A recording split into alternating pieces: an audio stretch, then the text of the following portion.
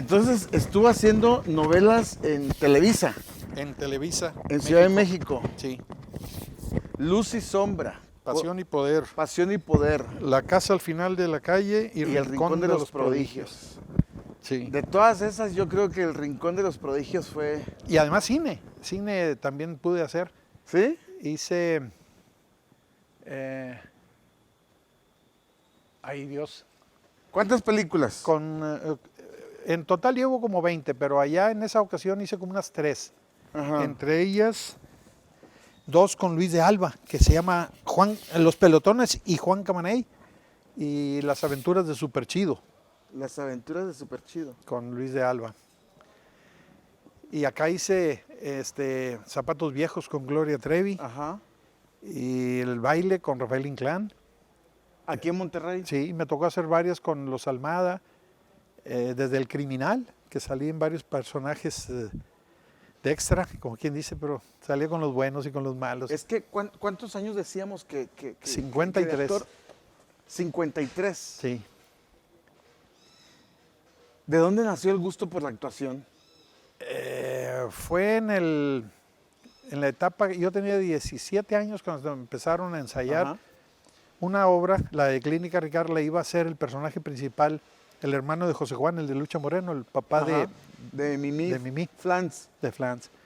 Pero no pudo este joven, Edwin se llama, Edwin Hernández Fernández, y empezó a fallar. Y como yo era el del personaje más pequeño, el director, Juanito, tú lo lees, por favor, ¿sí? Uh-huh. Y lo leí tantas veces en tantos ensayos que terminé memorizándolo. Hubo un momento que le dije, oye, ¿puedo soltar el libro para...? Sí, dijo, para actuar. ¿A poco yo te lo sabes? Sí. Dijo, qué bueno. Y seguí actuando y recibiendo, te mueves y haces y te vas, todos los trazos. Y cuando llegó a ensayar un domingo, un sábado, Edwin dijo, quiero que veas el ensayo y luego platicamos. O sea, ¿para qué? Sí, dijo, está bien. Y vio todo el ensayo y al terminar, ¿qué te parece? Así quiero que lo hagas, le dijo a Edwin. Y dijo, pues yo venía con un problema, pero veo que lo tiene resuelto. El problema es que yo les venía a decir que no voy a poder salir porque el trabajo no me lo impide.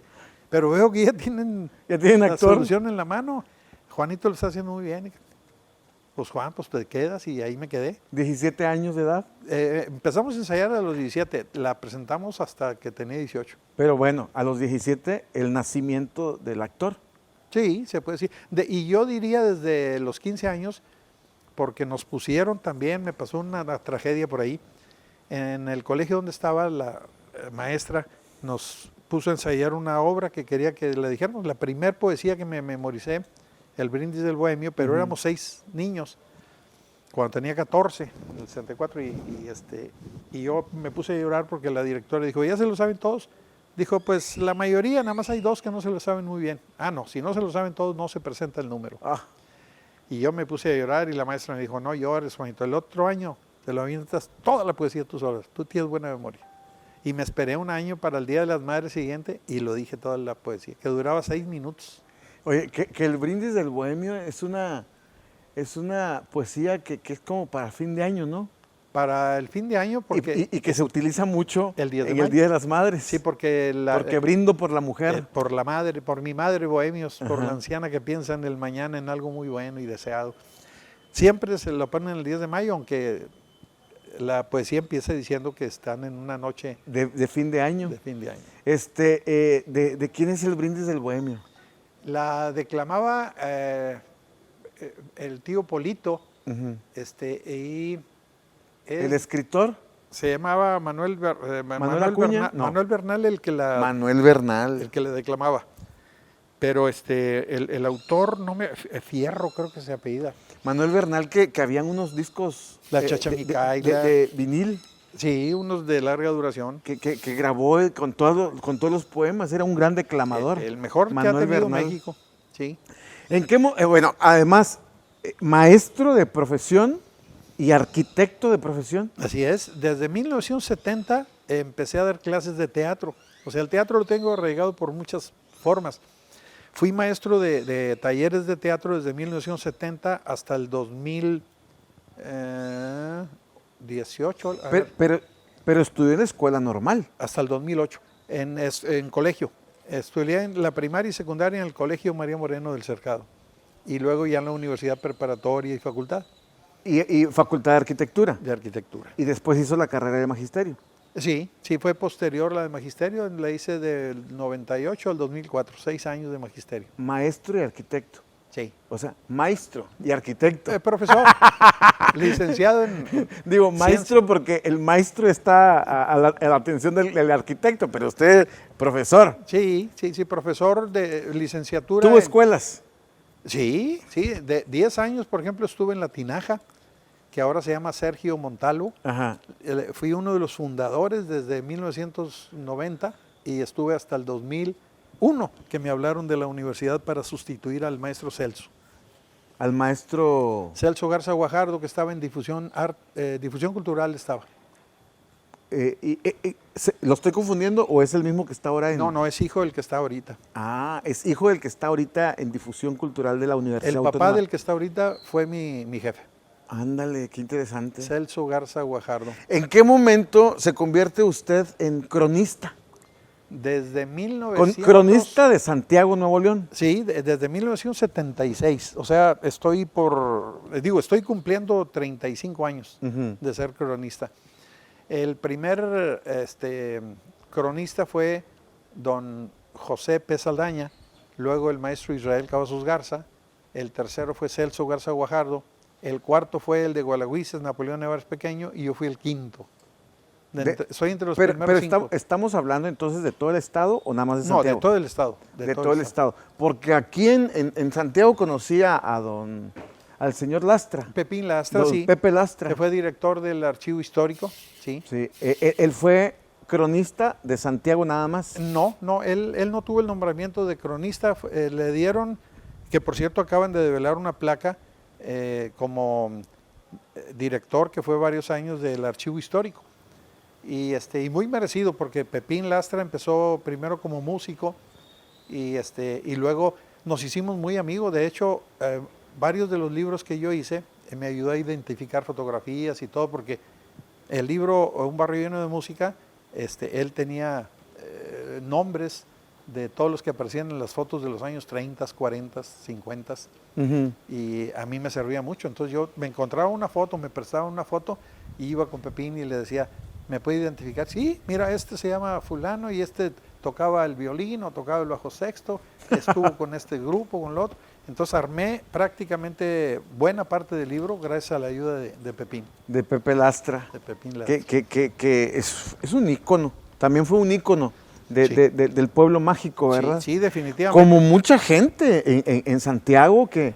Arturo Caballero se nos acaba de morir. También. Es uno que tiene el récord, yo no sé si en toda la República, pero desde 1948 hasta el año pasado desfiló en todos los desfiles tanto de noviembre como de septiembre, siempre él encabezaba y a veces era el abanderado también. Fíjese, qué cosas tan bonitas, ¿no? Muy interesante. Que va dejando... Además trabajó en cine, con artistas como Clint Eastwood. De aquí de Santiago. Sí, claro. Él no hizo personajes grandes, no era actor, pero sabía montar, sabía ser ranchero, vaquero, sabía portar la pistola, podía cabalgar en un grupo de jinetes. O sea, era como doble siempre. No, como doble no. Como extra. Como extra. Como extra en la mayoría, o sea, no recuerdo yo en algunas, quizá tuvo algunos parlamentos cortos o breves, pero él le decía, vamos a Durango o vamos a México. Pedro Infante lo conoció, ¿sí? Y lo invitó y de hecho allá hizo 2 o 3 participaciones, también cortas si tú quieres, pero no deja de ser un ícono para Santiago. ¿Qué actores así que diga usted, ches actorazos que le tocó compartir con ellos? ¿De Santiago? No, las novelas o las películas, a usted. Bueno, definitivamente con los que trabajé, Juan Garrido, muy buen actor, lo mismo Óscar Fentanes en comedia, Carmen Salinas, buena para el trabajo,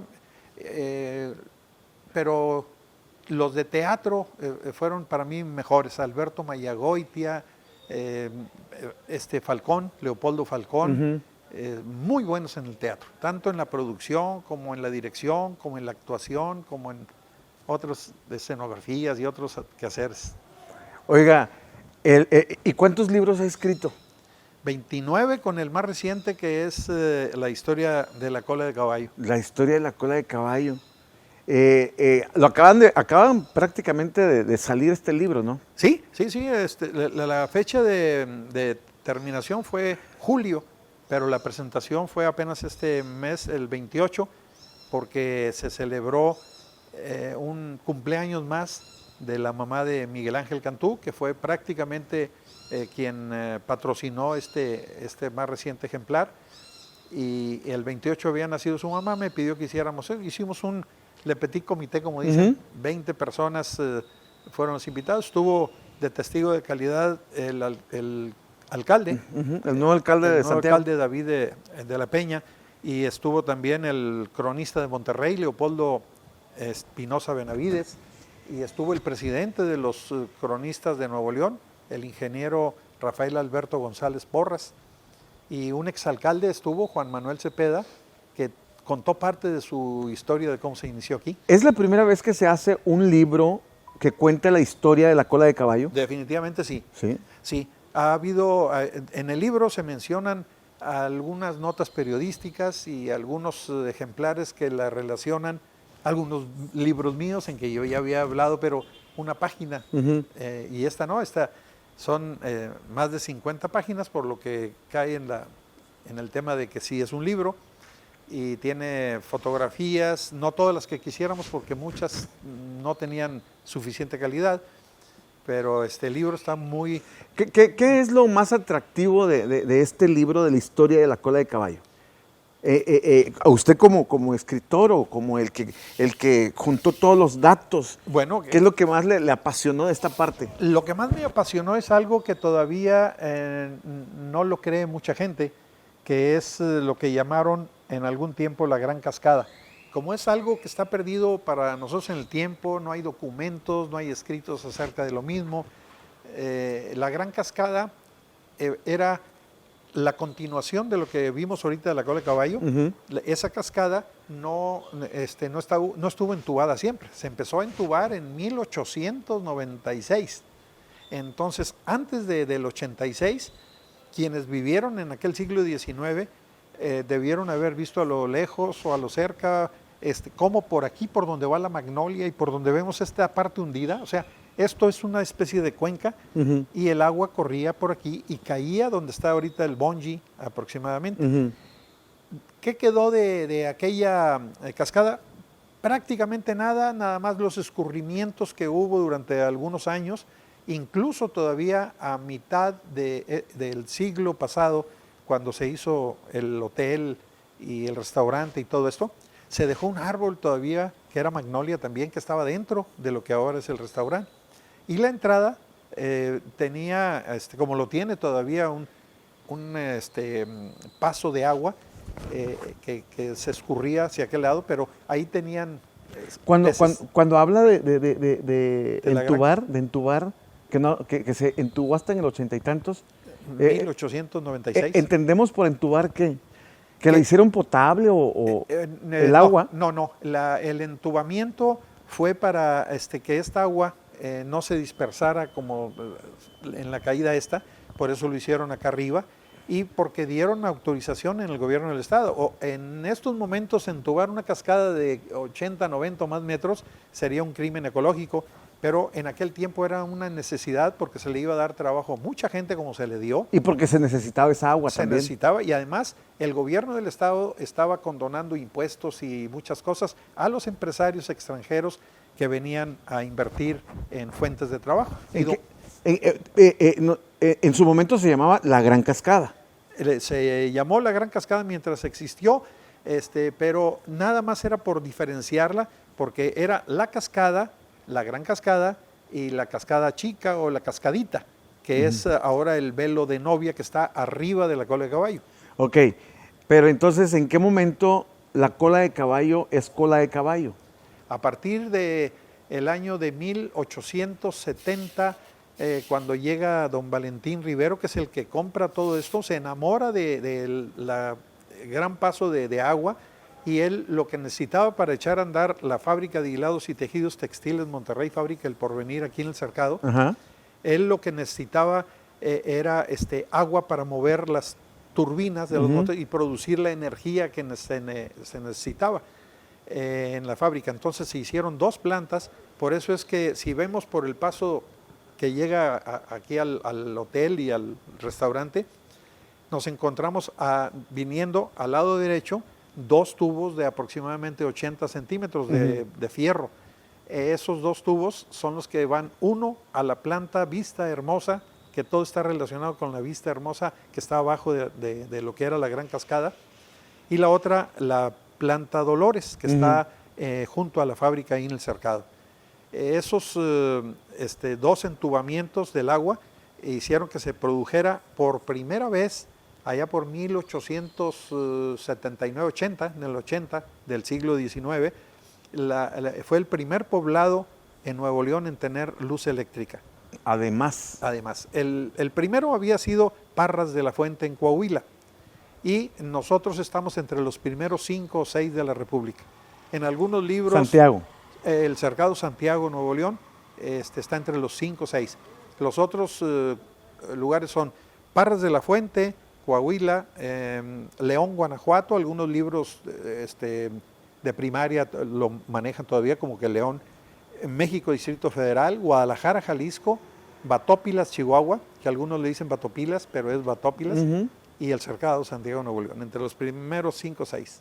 O sea, todo gracias a la Gran Cascada. Exactamente, la Gran Cascada de la Cola de Caballo caía, la Cola de Caballo siempre existió antes de la Gran Cascada. ¿Pero quién le puso ese nombre de Cola de Caballo? Don Valentín, cuando llegó y compró estas tierras, le enseñaron el paraje y le encantó, y lo primero que dijo fue, esto está igual a la Cola de Caballo, porque de donde él venía de España hay una población que tiene una cascada de 60 metros o algo así, que se llama la Cola de Caballo, y le puso por remembranza de la que hay en España.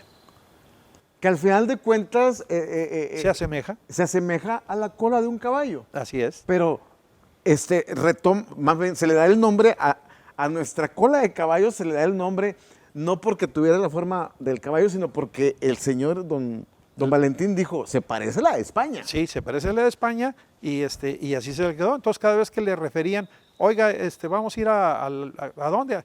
La Cola de Caballo, la Cola de Caballo. Y de ahí en adelante ya todo el mundo le llamó. Él fue el que hizo el primer... ¿Él era dueño de la Cola de Caballo? Sí, prácticamente. ¿Y luego hubo otros dueños? Sí, hubo... ¿Y llegó un dueño que lo cedió al gobierno, o no? A ver, platíqueme esa parte porque ya... Sí, es algo pues que tiene que intervenir el gobierno del estado, o CETUR en este caso se encarga del manejo de lo que es todo el paraje turístico.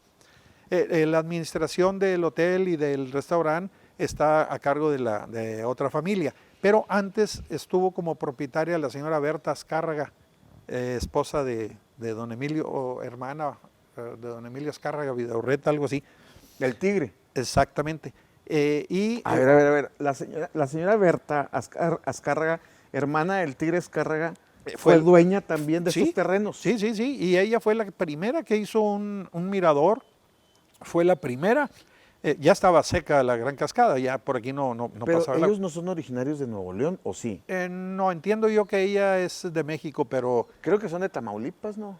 Sí. Los Azcárraga creo que vienen de Tamaulipas. Exactamente, de los papás de don Emilio, pero algunos nacieron en México y no sé exactamente la biografía de doña Berta. Pero doña Berta llegó aquí a estos terrenos. Sí, y se enamoró y la quiso, y fue la que le dio un poquito más de auge a toda esta parte, porque el primer paso no había paso en donde está el espejo de agua donde cae la cascada.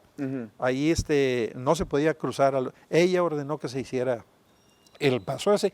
Años después se le puso un barandal, se lo ha llevado las crecientes cuando cae mucha agua, y lo han cambiado por lo menos una media docena de veces que yo más o menos recuerde. O sea, esta señora doña Berta Entonces, además de que fue propietaria de estos terrenos, vio porque se convirtiera como que en una especie turística, ¿no? Sí, y hay documentos que tiene la mamá del licenciado Miguel Ángel, que pues a ella también le debemos muchas de las mejoras, muchas de las instalaciones, mucho del cariño que se le metió a esta parte, que heredó a sus 3 hijos. Desafortunadamente, pues La señora que acaba de fallecer. Sí, la ¿Se mamá llama? de Miguel Ángel. Linda, se me fue el nombre, pero es Linda de González. Ujú. No, Linda González de Cantú. Ok, Linda González de Cantú. Sí. Ella era la dueña de aquí Sí, del sí, Hotel Cola de sí, Caballo. prácticamente, ella y su esposo. Ujú. Pero él falleció y ella siguió encargándose. El bungee ya fue el trabajo de los hijos de la señora Linda y fueron de los primeros que lo utilizaron. Además. Sí, tengo una fotografía que aparece en el libro donde están ellos 3 ahí de jóvenes con este récord, porque es de más altura, parece ser de Latinoamérica. Oiga, nuestra Cola de Caballo es internacionalmente conocida, ¿no? Sí, hay una época muy interesante en los años 50, 60 todavía, Ujú. donde venían autobuses desde Montreal, Canadá, desde Chicago, Illinois, en fin, aquí veíamos autobuses lleno De turistas extranjeros. y sobre todo de ancianos que pues querían huir del invierno del Polo Norte. De los jubilados. Allá estaban a menos 20 grados Ajá. y aquí llegaban y teníamos temperaturas de 25, 30 grados. Con placer se ponían sus trajes de baño y se metían al alberca. Ajá. Qué padre. Y aparte de todo eso, la mayoría de los burreros, los niños burreros, aprendían inglés muy rápido, nada más lo básico, ¿Por qué los burreros? porque fue uno de los primeros negocios para los lugareños, que pues para llevarlos del hotel a la cascada, para que no caminaran. Se que no van en cansaran, burro. Se iban en burro. Los burritos, hay muchas fotografías. Ahora ya son caballos y hasta hay coches de atracción animal, tirados también por mulas caballos, o por sí. caballos. Pero inicialmente eran los burros los que traían a la gente. Sí, hay un niño burrero que a mucho orgullo lo dice y que viene en el libro también por ahí, Juan Manuel Cepeda. Ajá. Cuando él era niño, terminó por conocerlo a este niño, la señora Berta, y lo levantaba y él vivía en la ciénaga. Se llama Juan Manuel Cepeda. Cepeda. Sí, Juan Manuel Cepeda. Pero lo interesante es que la señora lo conoció y le dijo, yo te llevo. Y le decía, persígnate cuando había una cruz por ahí en el camino. Y cuando no se persignaba, le dije, hey, que te persignes, te estoy diciendo. Y eso lo recuerdo con mucho cariño. Luego ella le dijo, te voy a mandar a estudiar para que seas un administrador de empresas. Te voy a mandar a la UNAM, a México. Ujú. Pero a Juanito, pues no le pareció la idea y no aceptó. Dijo, ay, haz lo que quieras. Pero le dio trabajo de mesero, le dio trabajo en el restaurante y finalmente, con el paso del tiempo, él quiso estudiar el magisterio y llegó a ser alcalde de Santiago, Nuevo León. El niño burrero. El niño burrero. Todavía vive el Sí, señor, sí, ¿verdad? estuvo en la presentación del día 28 Ajá. y reafirmó todo lo que viene en el libro, que está correcto. Doña Berta tenía un restaurante. Sí, sí, antes que fuera este restaurante, Ajá. Doña Berta en los años 40 se manejó. Se construyó en los años 50, 54, si mal no recuerdo. ¿En qué año estuvo aquí en la Cola de Caballo Pedro Infante? En el 49, 1949, anduvo filmando el 48 y el 49 en Monterrey, en la Huasteca, y cuando después de... ¿Qué película? ¿Los tres huastecos o qué? No. Los valientes, ay Dios. No me acuerdo. Pero anduvo filmando aquí una... 2 o 3 películas. Y en esa época se dio un día de esparcimiento y vino a la Cola de Caballo. Sí, y ahí al pie estuvo mucho tiempo una fotografía donde estaba el dueño, yo creo que era por ahí o otra. Le tomaron una foto y una la dejaron ahí como atractivo. Retrátese, mira, aquí estuvo Pedro Infante. Y Cantinflas. Y Cantinflas en el 54, Dolores del Río, Pedro Vargas. Dolores del Río estuvo aquí. ¿Eh? Dolores del Río se enamoró tanto que compró una casita en lo que ahora es la Presa de la Boca. No manches, Ahí. o sea, Dolores del Río tenía casa aquí en Santiago. Sí, era una propiedad de ella, No sé cuánto tiempo duró y cuántas veces vino, Ajá. pero de que estuvo y ahí llegaba Pedro Vargas. Y compró casa aquí en Santiago porque se enamoró de la cola de caballo. Prácticamente sí, o sea, entre Y- los visitantes distinguidos Y está también ella. estuvo entonces don Pedro Vargas. Don en Pedro la cola de Vargas, caballo. Mario Moreno, de los más recientes, Tintán. Ajá. Tintán todavía en el libro viene una fotografía de Tintán con su esposa y su hija, aquí. Visitando la cola de caballo. Y todo el personal de Siempre en Domingo, encabezado por Raúl Velasco. ¿En qué año? Raúl los Velasco 80s. ya fue en los 80s. Exacto. Sí, fue cuando estaba don Roberto Almaguer de presidente municipal. Ha venido 2 veces, don Raúl, vino 2 veces. 2 veces don Raúl Velasco. Sí. A hacer ahora sí que como que una especie de reportaje, de Sí, una nota y para que- pasar en su programa. Y que lo que él disfrutó prácticamente la primera vez solo, quiso que todo el personal, todo el equipo, camarógrafos, técnicos, a secretarios, todo el equipo que lo venía acompañando de Siempre en Domingo, Ujú. iluminadores, etcétera, etcétera, todos se retrataron ahí. De todo esto que estamos platicando, que son datos bien interesantes, me imagino que deben de venir en el libro con mayor explicación, ¿no? Sí. De todo esto no es muy amplio, hubiéramos querido que fueran muchas más hojas, pero es un buen inicio para no haber tenido hasta el momento Nada, nada. de la historia de cola de caballo. Que por cierto, ¿hay ahí alguna anécdota en la que al parecer la mamá de usted, ¿no? Sí. Pudo haber perdido la vida en la cola de caballo cuando era una niña o Sí. adolescente? Sí, tendría 4 o 5 años y iba acompañada de un hermanito menor de 3 años y una hermana mayor de alrededor de 6, 7 años y mi abuelo, o sea, el papá de ellos, de los niños. Y al más pequeño siempre lo traía a la mano. Mamá como 5 años pues, ya le tenía confianza y a la otra niña mayor también. Pero mamá resbaló con una hierba húmeda posiblemente, un rocío que había caído, Ujú.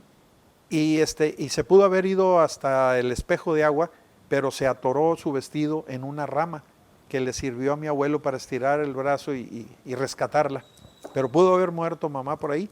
Mamá no lo platicaba y se le rodaban las lágrimas, porque pues ella era inocente y pues quería ver cómo se veía la caída del agua. O sea, una historia así muy, muy apegada a su familia, Sí, a usted, totalmente. que hoy por hoy escribe Sí. o junta los datos de todas las cosas que han sucedido en esta historia de la cola de caballo, ¿no? Mamá logró sobrevivir más de 80 años después de eso porque murió a los 88. Fíjese, qué interesante. En verdad. ¿Qué otras cosas así como que muy atractivas dice usted? Tenemos que comprar este libro porque tenemos que conocer de estas historias de la cola de caballo. Bueno, entre otras, además de estos personajes importantes, ahí se narra cómo ha sido centro de inicio de muchas campañas de la mayoría de los alcaldes de Santiago. Ujú. Ha habido reuniones políticas, por decirlo de alguna manera. Es un punto que ha sido clave en la historia, pero también para gobernadores. Aquí hemos tenido visitas de muchos gobernadores, entre otros Morones Prieto estuvo por acá, Ujú. cuando inauguró también un restaurante por la carretera. Él no dejó de venir a visitar la cola de caballo. Pero desde los inicios, yo creo que lo primero que hay que decir es que el Guajuco y el Colmillo, que fueron caciques en la región, eran los primeros propietarios prácticamente, sin tener lógicamente ni papelería ni mucho menos, pero fueron ¿Cómo se llama? el Guajuco, Ajá. el indio Guajuco y su hermano el Colmillo. Fueron los primeros dueños. Sí, de hecho, de derecho, o sea, fueron los indios huachichiles que pertenecían a los indios bárbaros de acá, chichimecas que les decían, y ese Guajuco fue el primero que atacó Monterrey el 8 de febrero de 1624. Y entonces, en esos años, no podía entrar aquí ninguno de los españoles. ¿Por qué? Porque ellos sabían correr, andar descalzos por entre los montes y donde O no sea, trepaban los caballos. A ver, ya estamos entrando en otros datos muy, pero muy interesantes. Don Diego de Montemayor llega a fundar la ciudad de Monterrey, Así es. pero cuando llega don Diego de Montemayor a fundar la ciudad de Monterrey, aquí en estos estas tierras ya vivía gente. El amo y señor de estas tierras eran el Guajuco y el Colmillo. De hecho, por eso fueron los primeros que atacaron, ya después de la muerte de don Diego de Montemayor. Atacaron la ciudad de Monterrey. Atacaron la ciudad de Monterrey. Los guachichiles. Sí, y fueron los primeros en robarse de Monterrey los caballos que estaban no cuidados, porque habían salido también rumbo a pesquería los que estaban por ahí viviendo en ¿Por qué Monterrey. le decían los guachichiles? Son nombres autóctonos que no tenemos el dato. significado exacto. Hay unos indios que les pusieron los nombres los españoles, por ejemplo, Borrados, Come Pescados, Pintos, pero hay otros que son autóctonos como Guachichiles, Janambres, Pames, etc. ¿Y tampoco se sabe de dónde llegaron estos indios bárbaros? Algunos, por ejemplo, los que venían de Estados Unidos o de lo que ahora es Estados Unidos, que era México también, los indios apaches, a veces alcanzaban a cruzar el Río Grande y todo esto. De Zacatecas posiblemente vinieron algunos de los guachichiles, y de San Luis Potosí los Pames. Hay un mapa muy interesante que hizo el maestro Israel Cavazos, donde a Nuevo León lo parte en 4, así con una X, y dice los Borrados hacia el este, los coahuiltecos hacia el oeste, al norte los apaches y al sur los guachichiles. ¿Sabe por qué me gusta esta información o este punto de nuestra plática, de nuestra conversación? Porque ahí hay un punto de partida de quiénes somos, de dónde venimos. Sí, nuestras raíces. Y la mayoría de los santiaguenses tenemos en nuestro árbol genealógico, que coincide hasta don Diego de Montemayor, pero en realidad el que deberíamos de tener el apellido y no lo tenemos es del Canto, porque Alberto del Canto fue el papá de Diego de Montemayor el Mozo, sí, o sea, lo que fueron los nietos de don Diego de Montemayor, se les cambió el apellido por Montemayor. Entonces, muchos de los Montemayores actuales, de los Rodríguez actuales, de los Alanís actuales, venimos del apellido del Canto. No lo tenemos porque Dios es muy grande. ¿Y hubo mestizaje? Sí. Sí, claro, con los guachichiles. Por supuesto que sí, sí. Y sobre todo hubo regiones como el de la Sierra en el que se tardaron más en mezclarse, ahí había más pureza de sangre, hasta 1870 más o menos, que empezaron los caminos a hacerse. Bueno, se supone que llegaron los españoles, ¿verdad? Pero a la par de los españoles, han de haber llegado también franceses, alemanes, o de qué otros países. Prácticamente de Portugal y de España fueron las raíces. Del Canto era de Portugal. No llegaron de Turquía. ¿O por qué existen los turcos de acá del Álamo? Se comenta, se dice, bueno, hay una relación de que una familia que venía de Turquía, pero una sola familia, iban de peregrinaje y pidieron hacer unos panes que ellos sabían hacer. Entonces, incluso creo que les ayudaron a hacer un horno, porque estuvieron varios meses y hicieron un horno que se los dejaron para que lo que sirviera.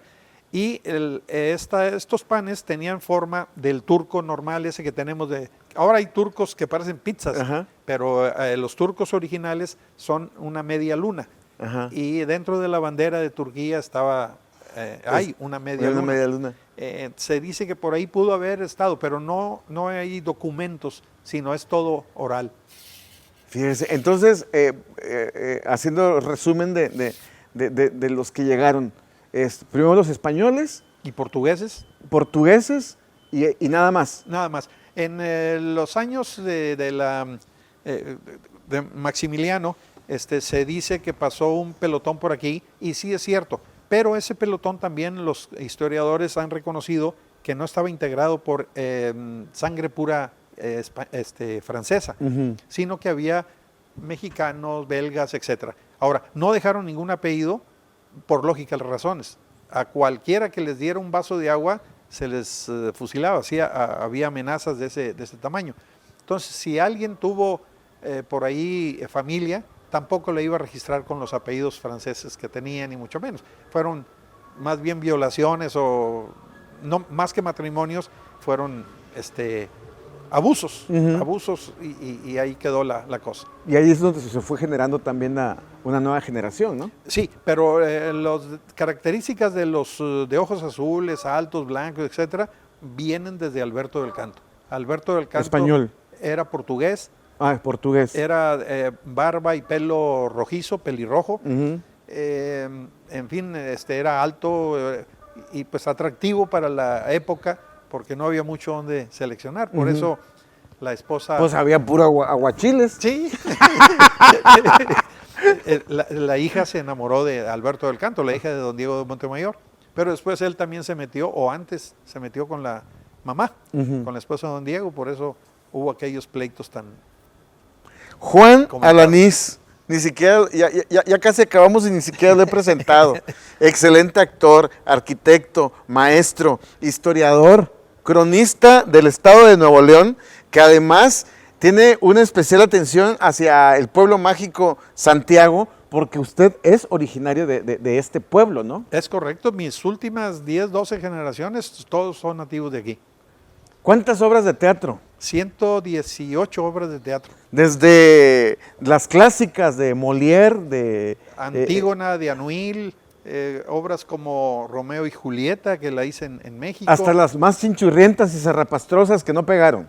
Sí, hasta algunas que nunca nomás ensayaron y ahí quedaron. Y que no llegaron a montarse, a ponerse en escena. Sí, y la más representada en la historia del teatro en Monterrey, que es Claudio de Seso, Ajá. se hicieron 1950 funciones, de las que yo hice más de 1000.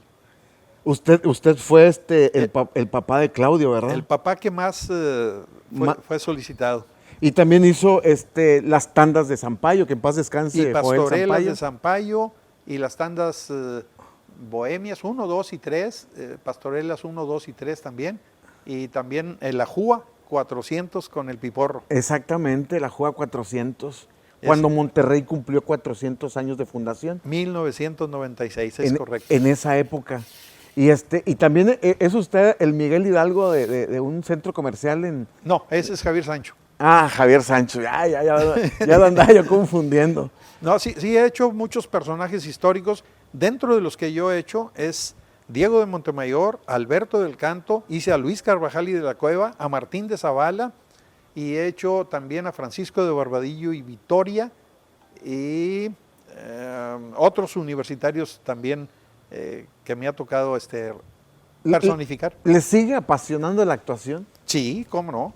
Sí, mientras yo tenga fuerza y me inviten, siempre seguiré haciendo teatro, cine, cortometraje, largometraje, lo que me inviten, siempre estoy. Comerciales todavía sigo haciendo. Sí, cómo no, muchos comerciales. Sí, Y catedrático de la Facultad de Arquitectura. de artes, sí, de la apreciación a las artes y de cultura regional. Son las materias que más he impartido.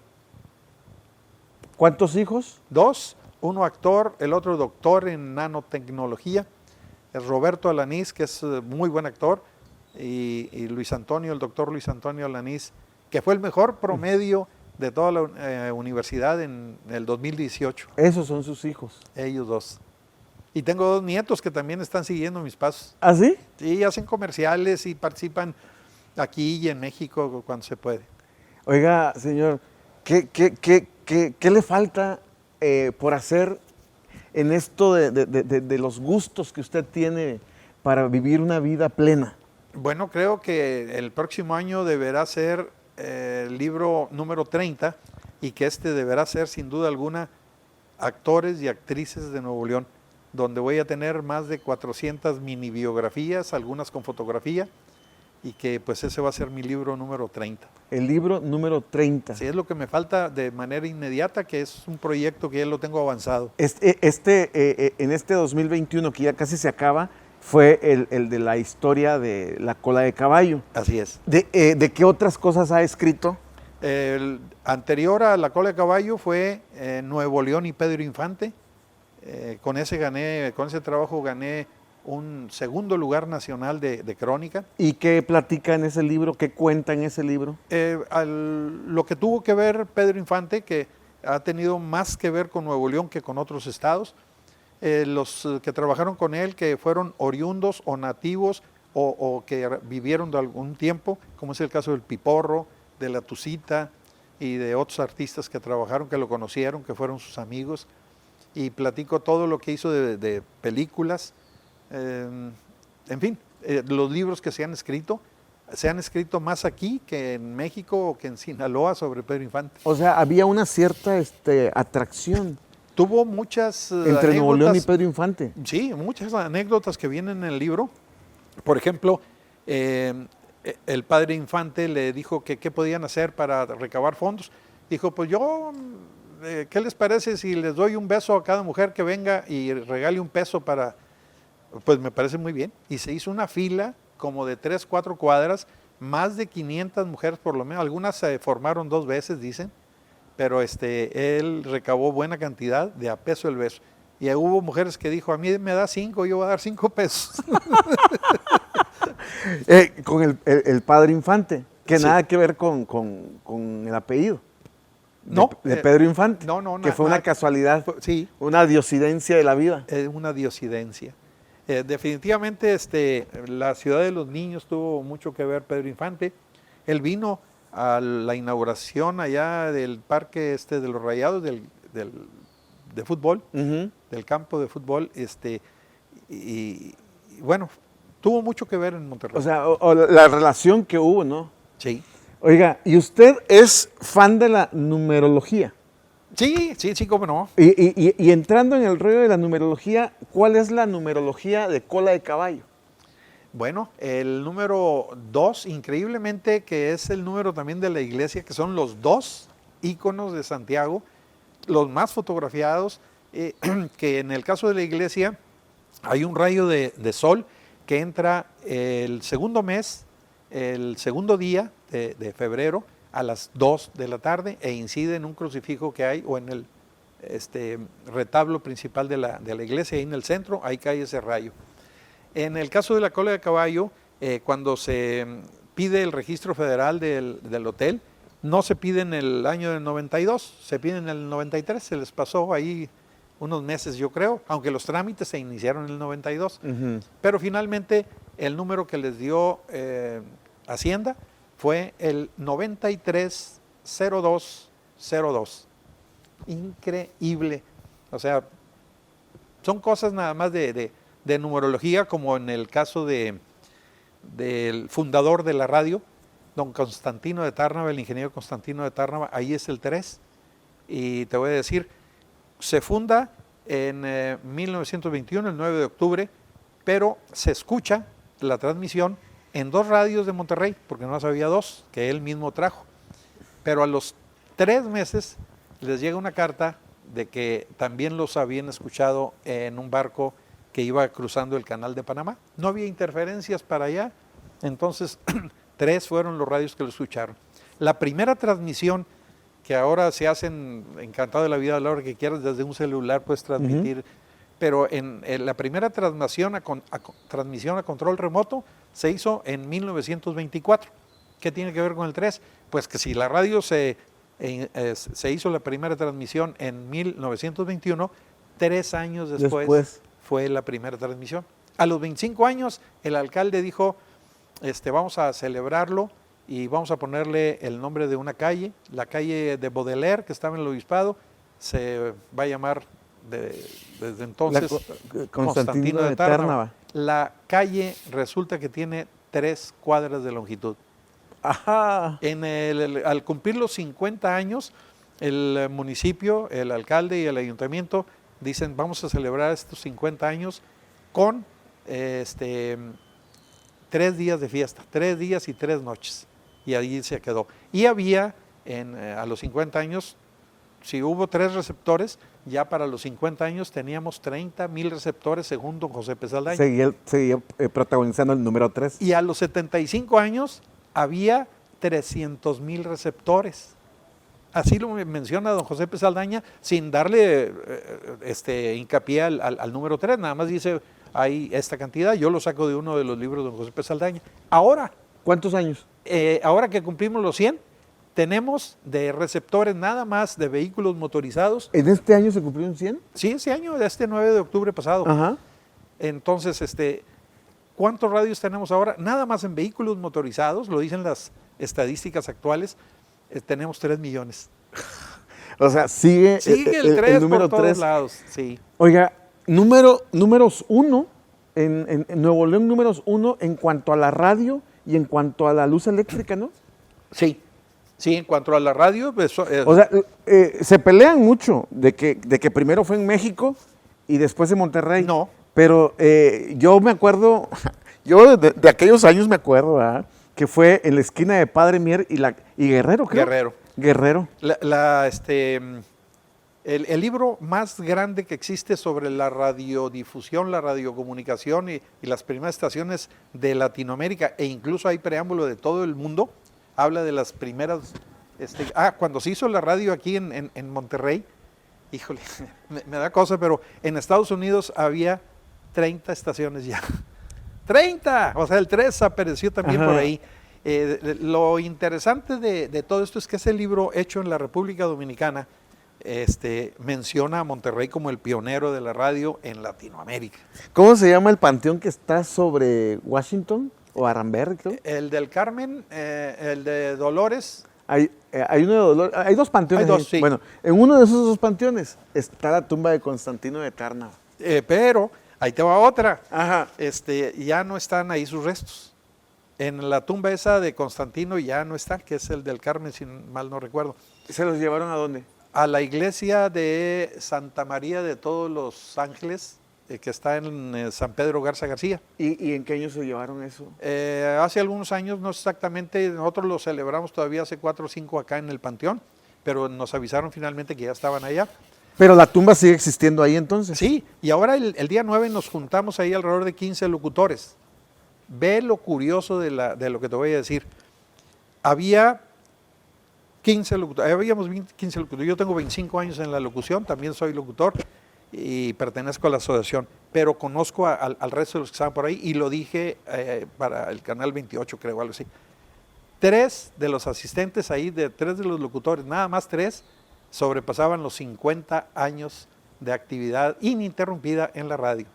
Héctor Humberto Covarrubias Quiroga, Edgardo Arrambide y José Ramón Pepe León. Pepe León es el tercero. Todos los demás dije, ¿hay alguien que tenga más de 50 años? De los 15 que estábamos ahí, nadie dijo nada. Entonces, la cola de caballo, el número 2. Número 2. La radio en Monterrey, el número 3. Número 3, Constantino de Tárnava. ¿Y la iglesia? 2. El número 2 también, el 2 a la junto, par de...